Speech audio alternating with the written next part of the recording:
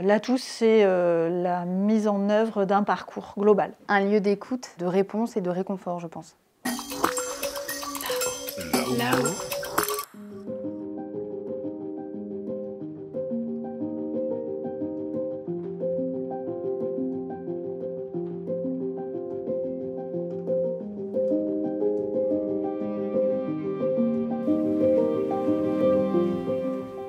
Ici, à la MAVI, on traite toutes les violences possibles. Donc on peut être sur des vifs, des violences intrafamiliales, des événements de violence qui vont se passer sur la voie publique, par exemple, sur des AVP, accidents de la voie publique. C'est vraiment toutes les violences possibles, en fait.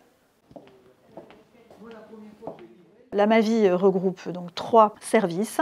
Le service de médecine légale, composé de médecins légistes.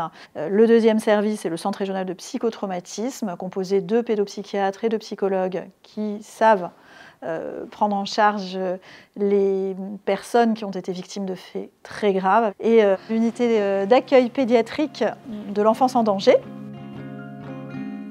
Si l'enfant va s'asseoir, il va pouvoir se lever, il va pouvoir prendre des jouets si c'est un petit enfant.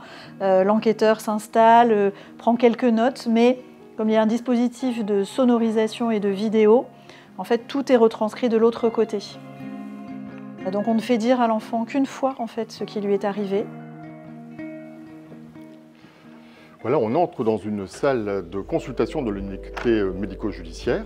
C'est une salle qui est réservée pour l'examen des victimes de violences sexuelles. C'est l'endroit où l'on écoute, où on essaie de comprendre quel est le contexte de la violence sexuelle.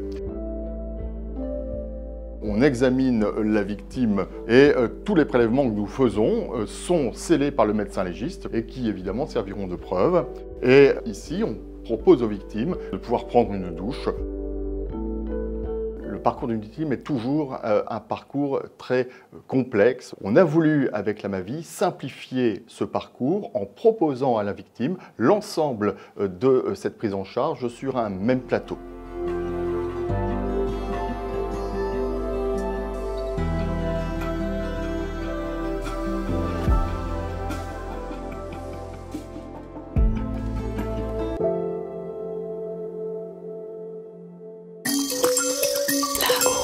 Là-haut.